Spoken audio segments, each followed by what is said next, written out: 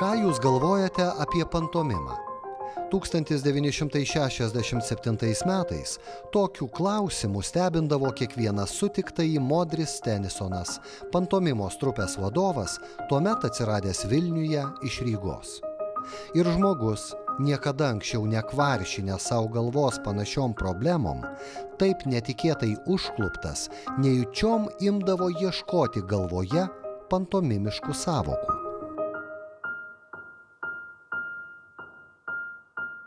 Po 60 metų mes klausėme kiekvieno kalbinamojo, kaip pantomima atsirado Lietuvoje.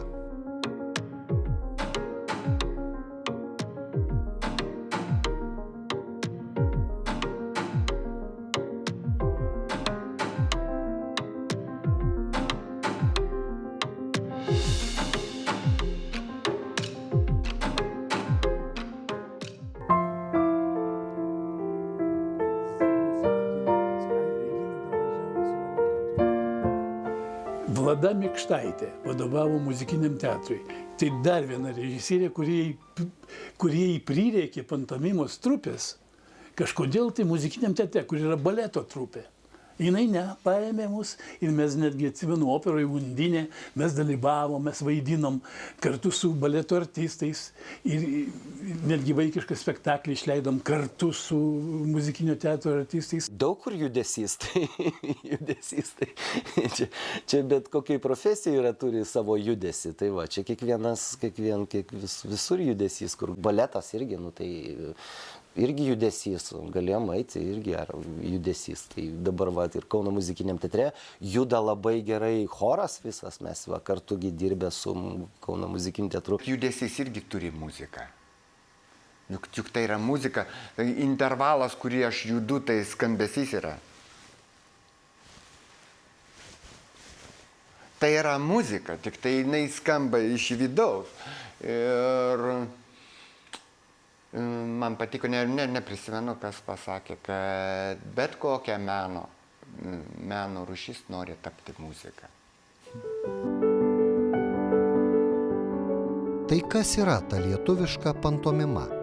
Kur? Kam ją priskirti? Lietuvos teatras gyvuoja jau daugiau kaip 100 metį, o Lietuvos pantomima skaičiuoja perpus trumpesnės istorijos metus. Moksliškai, kas tai yra pantomima, tai galbūt jau yra pasakyta ne vieno, kad tai yra judesys be žodžių. Tai yra kažkoks išraiškingas judesys be žodžių. Pantomimos tų srovių visų yra be galo daug. Mes labiau pažįstami su vakarietiška, su mūsų Europos pantomima, bet pantomima yra ir japonų teatre, ir indų teatre, ir visuose tuose kitų šalių teatruose taip pat jie turi savo pantomimą, bet jinai yra kitokia. Kartais žmonės ateina į pantomimą, jie galvoja, be žodžių, tai kurčnebylių kalba. Ne, pantomima yra, aš labai greitai, aš pradžioje irgi galvoju, kad taip galima, bet greitai įsitikinau, kad čia ne tas kelias, kad pantomima, tai yra, jinai didesnė nei žodis, jinai didesniam savokom. Kažkaip aš pagalvoju, kad panašu į hieroglifą. Hieroglifoje vienas hieroglifas gali reikšti visą sakinį. Pantomima tom stipri, kad yra personažiniai netgi gali būti aktoriai. Tai mes ir vadindavom, vienas yra techniškai profesionalus aktorius, kitas personažiškai. Tai jis gali nepadaryti kažkokių ten elementarių bangelių, nes jam dievulis nedavė, bet jie yra charakteriniai. Jie yra, nes pantomima ir mimas. Mimas tai, kuris dirba su veidu, kaip mes vadinam, tai yra charakteris. O pantomima tai yra viso kūno judesys. Pantomima gali būti ir tas vadinama, ta siela, tavo akis, tavo charakteris, tavo mimika, kaip tu įsikūniji į tą visą vaidmenį. Tai nereiškia, kad tu turi būtinai mokėti idealiai viską. Pantomima tiek unikali, kad tu gali ne visur būti misteris tobulybė. Mes netgi ir aktorius vadindom. Vienas baltoji ir vieni visą laiką merginos vaidindavo su baltu triko. Todėl, kad jos buvo baltosios. Jos gerietės, švelnios, kaip ir blondinės, kaip sako tas švelnumas, gerumas. O tos juodosios briunetės ir juodosios moteris, tai va tos, kurios ar daro raganas, ar kažkokias tai laisvo elgesio merginas, kažkaip priklauso nuo personažo. Nu, vienu žodžiu, čia vat yra tas vat juoda, balta. Tai tu nebūtinai turi sugebėti, būdamas baltas, daryti ir juodą vaidmenį. Lietuvoje pantomimos žanro pradžia labai konkreti data – 1967 m. kovo 15. Ta diena prieš porą metų įsikūrusiame jaunimo teatre spektakliu Eko Homo debiutavo ir Modrio Tenisono trupė.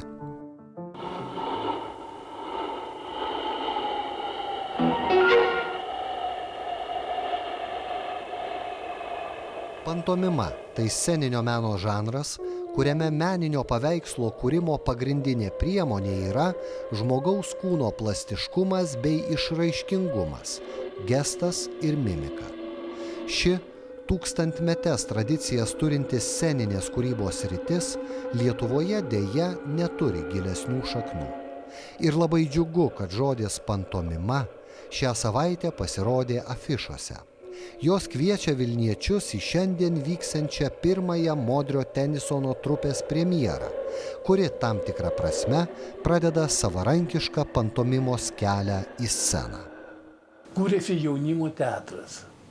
Jaunimo teatras vadovavo Aurelija Ragauskaitė, šviesios atminties režisierė. Ir Ragauskaitė reikalingi žmonės, kurie supranta judesį ir jie iš karto galvoja apie tai, kad teatrui reikalingas žmogus, kuris dėstytų sceninį judesį. Ir jinai pasikvietė Tenisoną. Tenisonas susikūrė visą pantomimos trupę šalia. Įsteigė studiją ir mes po pusės metų padarėm spektaklį ir mus pripažino profesionalią trupę. Modriui Tenisonui buvo tik 21, kai jis pastatė pirmąjį spektaklį. Nedidelę patirtį jis atsivežė iš gimtosios Latvijos, iš Roberto Ligers vadovaujamos Rygos pantomimos trupės, įsikūrusios 1960 metais. Rygoje gastroliavę Marcelis Marceau ir Henriko Tomaševskio trupė iš Vroclavo buvo pirmieji. Ne po kruopelytę sugraibytos teorinės nuobiros, o tikri, gyvi pantomimos aktoriai. Bet ir akies krašteliu pamatyta pantomimos abėcėlė buvo stebuklas. Kiek tada buvo tos pantomimos? Mes nieko nežinojom. Buvo pora knygučių. Man pantomima apskritai buvo negalvoj, tas knygutes aš paskui radau. Aš su pantomima nieko bendro neturėjau. Kiek aš žinojau tos pantomimos, žinau, kad ten estradinėse koncertuose, tai vienas tai kitas ten kažką be žodžių masikavosi, buvo juokinga. Tuo metu tai kovojo su Stileivom, žinot, buvo tokia kompanija. Tai ten išeidavo, kas nors pavaizduodavo aš. Tai prisiminiau Stileivą, kaip jie tenai maivosi, kaip jie ten šoka rock'n'rollą, kokie jie blogiečiai visi. Tai tiek aš žinojau tos pantomimos. Kaip tik tuo metu maždaug buvo atvažiavęs Marcelis Marceau. Jis rodė, pavyzdžiui, spektaklis, monospektaklis jis vaidina vienas. Ir čia kaip tik tuo jis nustebino žmonės.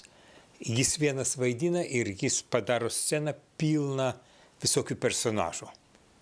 Pavyzdžiui, ten Davidas ir Goliotas buvo jo viena tokia miniatiūra. Stovėjo didelė širma ir jis už jos pasislėpdavo, išlėkdavo mažas judrus Davidas. Įlėkdavo, išėdavo didelis Goliotas tas. Ir vadinas, jų dvikova, paskui, žinot, biblinis siužetas. Jis darė, visas tas pantomiminės technikas. Jis tiesiog propagavo pantomimą. Ir jis tada užvedė visą sąjungą. Visi pradėjo domėtis pantomimą. Kodėl išsiskyrė Lietuvos ir, sakykime, Rusijos, Gruzija turėjo pantomimą neblogai, bet Rygos pantomimą skyrėsi, nes jie ėjo per baletą, per siužetą.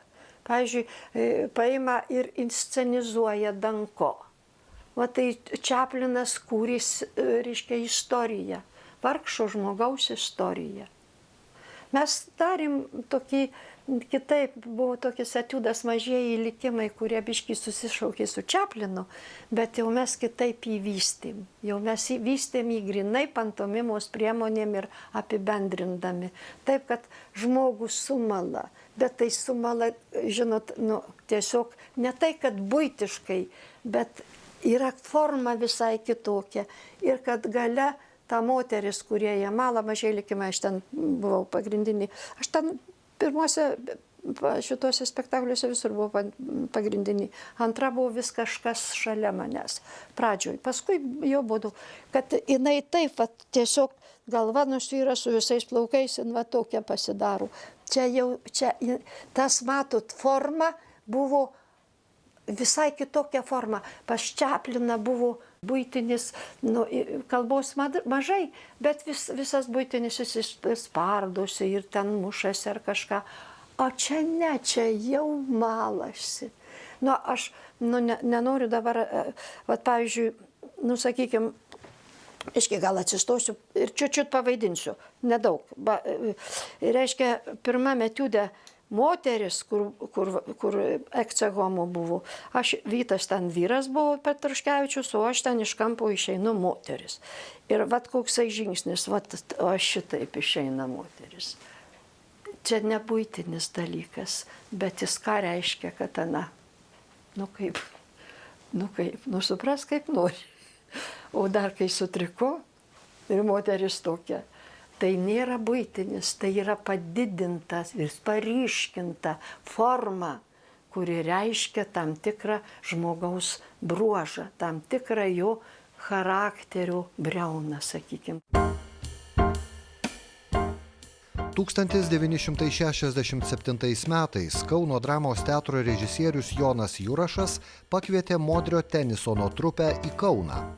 Nuolat eksperimentuojantis jaunų menininkų kolektyvas savo spektakliuose sukūrė originalią plastinę kalbą, kuri susilaukė mokinių ir gerbėjų iš tolimų Sovietų Sąjungos respublikų. Neįspraudžiama į siaurą sovietinės planinės kultūros modelį, trupė bendradarbiavo su garsiausiais tuometinio Kauno menininkais. Rengė vienkartinius pasirodymus Pažaislio vienuolyne, Ąžuolyne, Kauno kavinėse, improvizuodavo pagal džiazo muziką, rengė parodas, filmavosi, daug gastroliavo. Deja, sovietinio režimo aplinka nebuvo palanki tokiai nesuvaržytai, kūrybiškai gyvenimo formai. Vienas iš tokių dalykų organizuoti šitą sunku. Nebuvo aktorių, kuriuos kas nors ruošė. Ir dabar čia yra problemiška, bet jau kažkiek. Ir taip atsargiai labai valdžia žiūrėjo šitą dalyką. Nes pažiūrėkit, simboliką. Pavyzdžiui, Marselis Marceau. Jo etiudai buvo gimimas, gyvenimas, mirtis, kuris per kelias minutės parodė visą žmogaus gyvenimą. Tai čia galima iš tikrųjų visko labai daug išvelgti. Ir žmogaus egzistencija, ir politika. Tai pas musgi atsargiai žiūrėjo tokius dalykus. Geriau nereikš, kas nors ką nors pagalvos. Giluminės pantomimos bėdos. Savo vietos ir mokyklos neturėjimas, dramaturgijos trūkumas ir pantomimos meno sąlygiškumas neaplenkė daugelio pantomimos kolektyvų ir trupių. 1972 m. gegužės įvykiai Kaune paspartino ir Modrio pantomimos trupės įsivaikščiojimą. Bet trupė turėjo pasekėjų, kurie neleido žiūrovui pamiršti pantomimos. Po 10 metų po Modrio Tenisono trupės uždarymo, talentingo organizatoriaus, režisieriaus, aktoriaus Kęstučio Adomaičio pastangomis, Kaune žiūrovus vėl pakviečia į spektaklius pantomimos ir plastikos teatras. Kęstutis tiesiog buvo apsėstas pantomimos, bet po jo žūties gyvavęs net 45 metus, neišvengė pirmtako likimo ir šis teatras.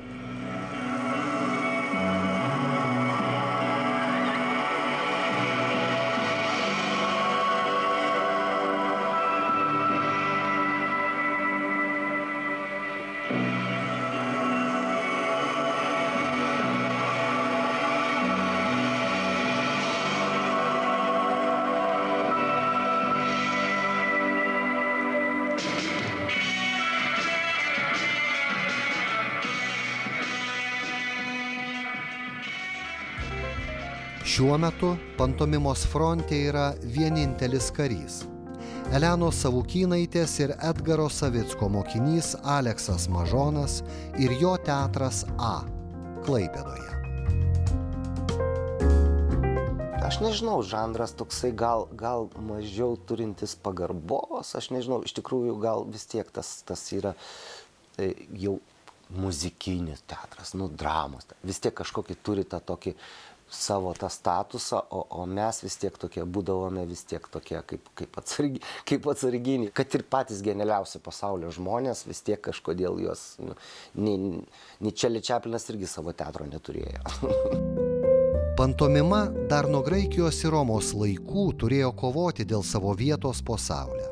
Prasidėjusi nuo pirmykščio žmogaus laikų, kartu su šokiu, muzika, daile, literatūra, teatru, pantomima buvo lyg žemesnės klasės varguolių, aikščių menas. Ja ne visada įsileisdavo į aristokratų menes, nors ji visada būdavo ir yra kitų menų – dramos, cirko, baleto sudėtyje.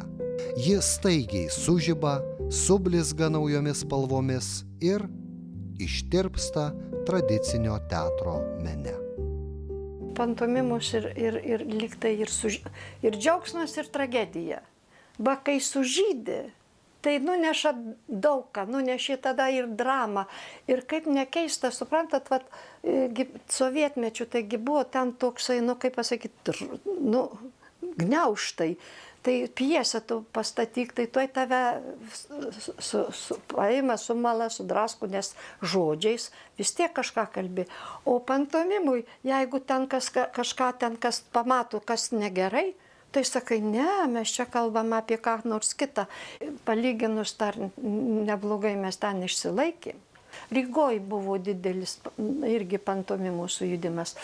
Taline tuo metu buvo irgi kažkaip.